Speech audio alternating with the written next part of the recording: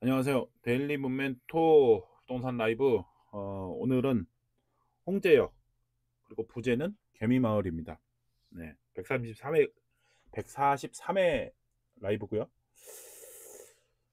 오늘 그 홍제역 임장은 홍제역 주변도 이제 보기도 하지만 개미마을에 포커싱해서 보도록 하겠습니다. 자, 여기 아파트 아실에서 이렇게 보시면은 아실에서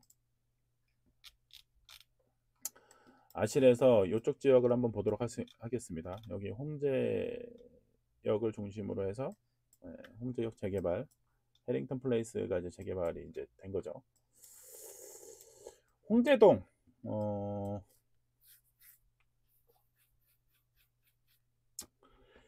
홍제동이 이렇게 되어 있는데 개미마을이라고 있어요. 여기가 개미마을이에요. 홍제역에서 상당히 일정 거리를 두고 있는 지역입니다.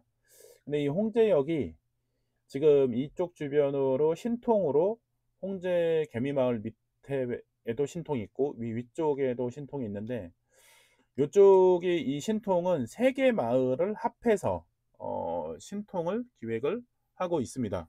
그래서 이제 원래 계획을 했던 지역들이 이제 이렇게 나눠져 있던 거가 문화마을, 홍제 4구역, 개미마을을 통합을 해서 신속 통합기획으로 재개발을 하겠다고 후보지가 확정이 된 곳이죠. 그래서 이제 이쪽 지역을 오늘 한번 가보도록 하겠습니다. 일단 이 주변을 한번 이렇게 사진을 한번 봐보면 이렇게 LPG 가스 통이 이렇게 있는, 여기 도시가스가 안 들어오는 지역이죠. 그리고 이렇게 산으로 둘러싸여 있습니다. 눈이 어저께 엄청 또 내려가지고 이렇게 눈이 쌓여 있고, 어제 이제 보름이었죠. 이렇게 이제 적막하게 이제 보름달이 이제 동그랗게 떠 있는 이렇게 집 뒤로. 그리고 이 동네가 유명한 게 뭐냐? 이 집 유명하죠. 김대호 아나운서, 김대호가 살고 있는 집이죠.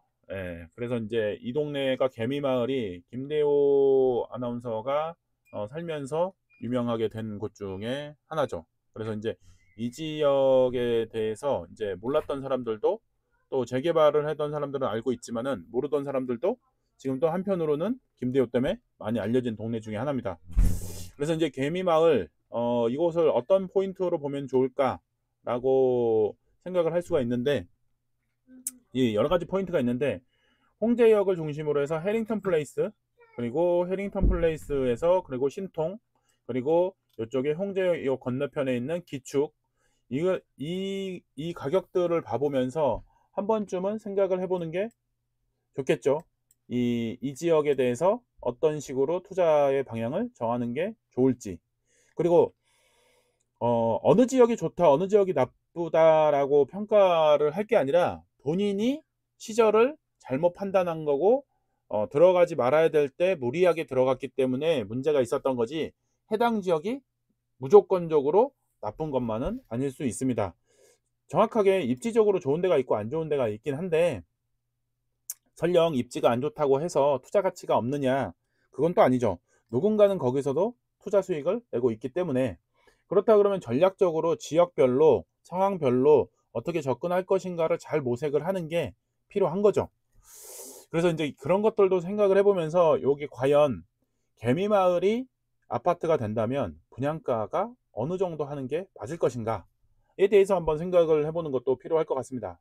자, 그래서 지금 해링턴 플레이스, 여기 지금 실거래가를 한번 보도록 하겠습니다. 최근에 13억 4천 이렇게 이제 거래된 게 있죠. 그러면 최고가가 보시면은 14억이 넘었던 적이 있습니다. 최고가가 이렇게 이제 최고가가 넘었던 14억까지 넘었던 이 해링턴 플레이스는 분양가는 도대체 얼마였을까?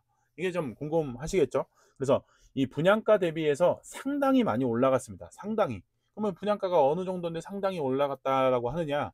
이런 것도 한번 비교를 해보시면서, 어느 시점에 어떻게 거래를 하는 게 좋겠구나라는 것도 한번 짚어볼 필요가 있고, 여기 개미마을은 어느 정도의 시세를 받는 게 괜찮을 것인가, 이런 고민도 한번 해볼 수가 있는 곳이 홍제역입니다.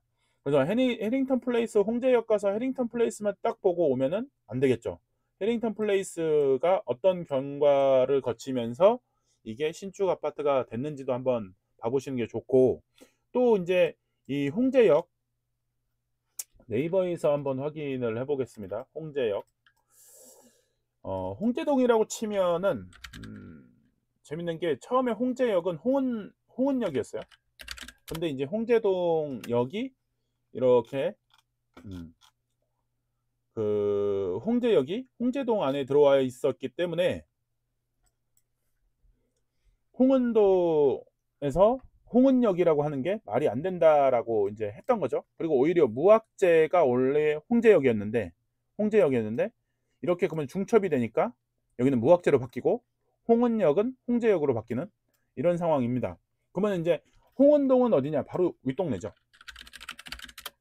홍은동. 이렇게 되어 있는 게 홍은동입니다. 홍은동. 여기 이제 밑에 이제 여기는 홍은동, 요 밑에는 홍제동 이렇게 되어 있는데 홍제역은 분명히 홍제동에 있기 때문에 홍은역이라고 하면 안 되겠죠. 그렇게 이제 지역적인 특색을 갖고 있는 동네 중에 하나입니다. 여기 이렇게 홍은초등학교 있는데 지금 좀 전에 보셨죠? 이렇게 바뀌면서 이렇게 동네 이 동 모양이 좀 묘하게 되어 있습니다. 그러고 있는데 홍제동으로 편입되어 있는데 이쪽에 이제 홍은초등학교 이렇게 되어 있는 동네가 이 동네입니다. 그리고 이 동네의 특징 중에 하나가 여기 내부순환도로 보이시죠? 내부순환도로.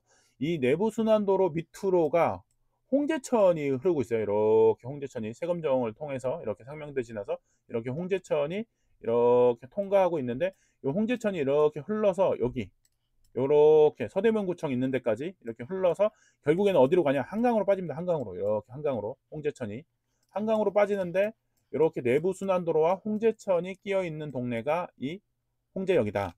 그러다 보니까는 여기와 이쪽 지역이 이 고가로 인해서 지역 개발하는 데 있어서 한계가 좀 있었죠. 그래서 뭐 서대문구청장이 언더그라운드 시티 뭐 이런 것들을 만들겠다라고 했었는데 아직까지는 진척이 된 게 별로 없습니다. 어쨌든 이 지역에 대한 변화에 대한 기대치가 상당히 높은 것도 사실이고요. 근데 어떻게 변할지도 한번 잘 생각해 보는 것도 필요할 것 같습니다. 자, 그러면 이제 해링턴 플레이스 과연 분양가 얼마였을까?